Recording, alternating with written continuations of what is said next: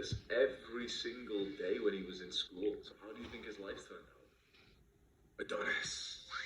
Adonis is a masculine man, and so when he sees young Jeffrey daydreaming, he wants to help him. They do dream of a good life, but they use a plan to achieve that dream, young Jeffrey.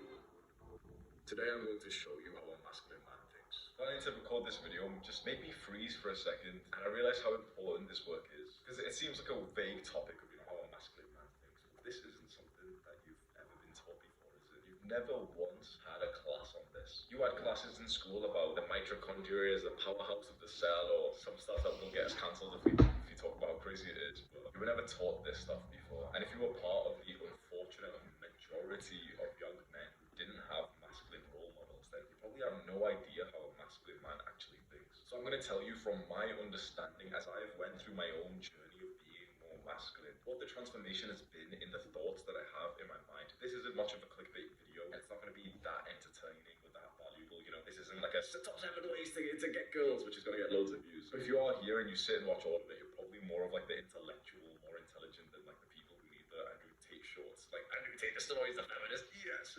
So let's first see if you can relate to how I used to think when I was younger. Through all of my childhood, through all of my teenage years, and also for the first few years of my 20s, I thought like a stereotypical feminine man. The thoughts that I had in my mind from moment to moment were so feminine and so problematic. A huge mistake, leading straight to failure, leading straight to heartbreak, straight to being unsuccessful, to being broke. You guess what kind of thoughts I had in my mind? It was all about wanting love and affection and intimacy. And that doesn't seem bad, does it? That seems okay. This isn't any like pussy stuff or anything. We actually know that like love or feeling of belonging is very important for all kinds of people. Psychologists have proved this to us many times. But when you obsess over that, do you think it's going to help you to get it? Do you think younger me, who was obsessing over his crush, was going to attract her? Where I was having these needy, obsessive thoughts about a girl that I had a crush on who I probably never even spoke to. Do you think I did well in my exams? Or do you think I did well in sport or maybe a business outside of school? No, I was so distracted. And that was kind of like my natural, automatic thoughts. Just through the day, my mind would ruminate on like just getting girls and wanting to like just get love in my life. Please let someone love me. But how about my thoughts when it came to being in some kind of like masculine place? Let's say, I'm 14 years old and I'm playing football with my friends in school. What was I thinking there? Maybe it'd be similar to what you used to think in this kind of environment if you're not playing sports when you were younger. My mind was so feminine that even though there was a goal and a mission and something to do, something to accomplish, there's the ball, get it into this net, that's the objective. Instead of striving to be good at the thing we were doing, like football, my mind was complaining. I hated that I was uncomfortable. If I'd run for just a few seconds, my mind would think thoughts like, oh, this is so hard, it's so painful, oh, my stomach really hurts, I've got a stitch, oh, my legs really hurt, I should probably just go slow, because that one time someone told me to go slow, so I'll just ease up, I'll probably just stand around for the rest of the session, and oh, look, there's Jack, let's go talk to Jack, hey, Jack, do you think I scored many goals? And then you see one of those masculine kids. Isn't it obvious what he would have been thinking? Oh man, we're down 2-3, let's hustle up, I've really got to sprint faster next time. Objective-based, focused on the mission, on the purpose of what he's currently doing. That is masculinity.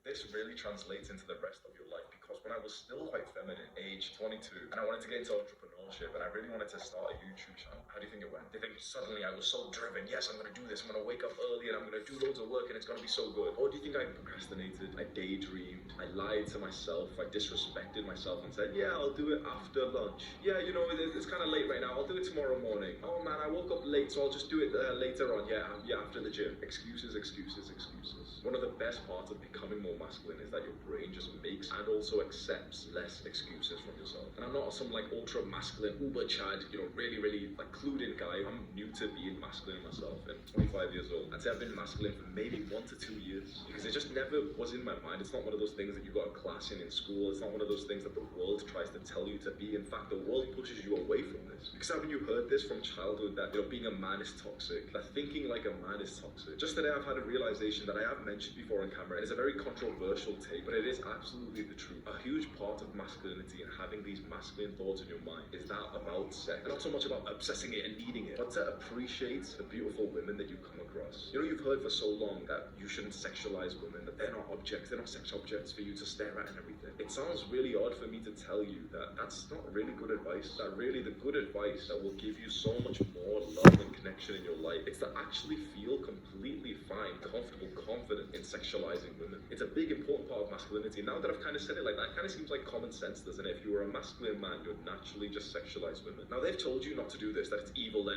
you're a bad person for this. But mark my words, a woman might say that she doesn't want men to sexualize her, but that same woman will sleep with a guy who sexualizes sexualizes her. You see, this is just one small issue where what you've been told isn't actually what will work to give you a good life. And there's definitely going to be people watching this thinking, he comes as a rapist, he just like, they're going to take this the wrong way, but you can see what I'm saying here. I'm not saying to be weird or to obsess over getting laid or to like stare at a girl and make her uncomfortable, but if you do want to pursue something with a woman, she needs to kind of see it in your eyes that you want her physically, that you want her emotionally, spiritually, sexually, that she needs to see this. And so when she sees you with so much conditioning that you, like, you're kind of scared to even look at her body, you're scared to compliment her, she puts you in one of two categories, Jeffrey or Adonis. And which one do you think she's going to put you? If you're like this very timid guy who's like, so modest, yeah, like I'm a male feminist, I don't care about sex. This doesn't mean that you have to be a degenerate. This doesn't mean that you have to be like sex obsessed or anything. But a healthy masculine man finds the sexual and romantic sides of his life incredibly important. And even if, for example, let's say you're waiting for marriage, you should still feel this core masculine energy inside of you that wants to get women. You don't need to indulge in it, but it's important to have these thoughts and this feeling and to just harness that energy into something productive. Because so many guys, so unfortunately, have believed the lies that we've been told for all of our lives, which I don't blame them for, because when everyone's telling you, yeah, act this way, don't be masculine, you're a rapist. Well, I can't blame some young Jeffrey who believes that, can I? I don't know if this is common sense to you, but this was almost like a realization for me of how beautiful work like this is, where you can go online and you can hear essentially the thoughts, right, the words of other guys. And if you want to be like those other guys, it may be absolutely life-changing for you to consume their content. Maybe you've already thought to yourself that what you've learned from me has been quite valuable. When you really think about what this is just my thoughts sent to you over the internet, and your life can change because of that. Not so much because of my thoughts, but because, you listen to those thoughts, your brain processes them, and then you make some actions through the day. And that's something which is kind of like common sense to a lot of people. So yeah, like you consume content and you can change because of that. But it only just hit me like a couple of months ago that when you consume someone's content, you are actually not consuming content, you're consuming their thoughts. And if their thoughts are going to be valuable and effective for you, then continue doing that. But on the other hand, if their thoughts are not going to be valuable for you, if their thoughts are actually going to be a detriment to your life, then you should probably not continue watching them. But if you stick to the self-improvement practices, your life undeniably will get better. You're on this journey to become more masculine, to be more like the ultimate man, Adonis. And the best way to progress to that is to follow some kind of program, some like laid out system, which is that of self-improvement. If you're ready to take the plunge, I invite you to join our cult. And there's a video you can go click on which is titled Welcome to Our Cult. Do the hard work, especially when you don't feel like it. Mwah.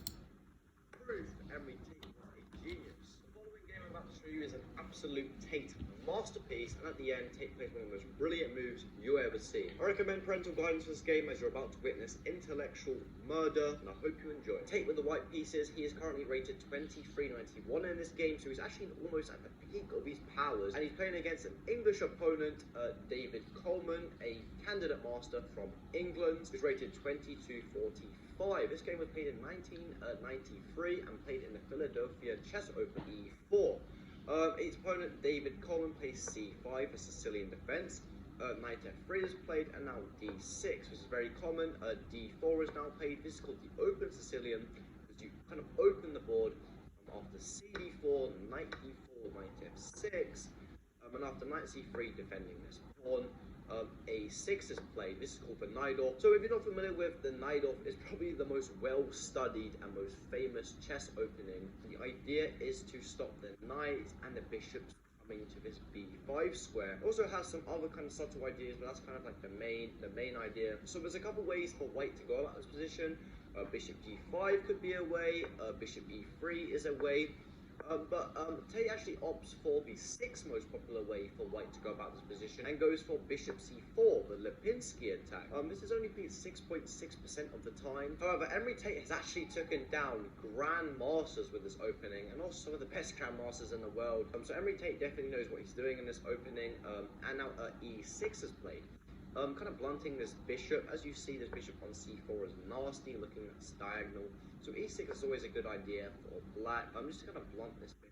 And now bishop b3 is played. Emery just slides the bishop back, just kind of getting out of dodge. b5 ideas and d5 ideas may come. So he's kind of, it's a prophylactic move, and it's also the most popular way for white to continue. And now b5 is played, and after b5, bishop g5 is played, pinning this knight.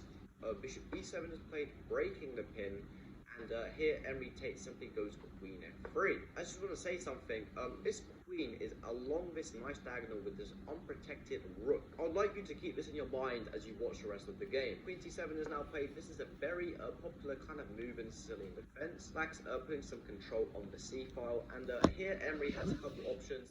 He can either castle kingside or castle's queenside. Castle's kingside would be a more kind of passive game, or Castle's queenside would be definitely an attacking game. And if you know anything about Emery Tate, definitely has an attacking style of chess, if not one of the most attacking styles I've ever seen. But Emery anyway decides to castle queenside in this position, and now he's opponent castles kingside. Now, as you can see, it's castles of opposite sides.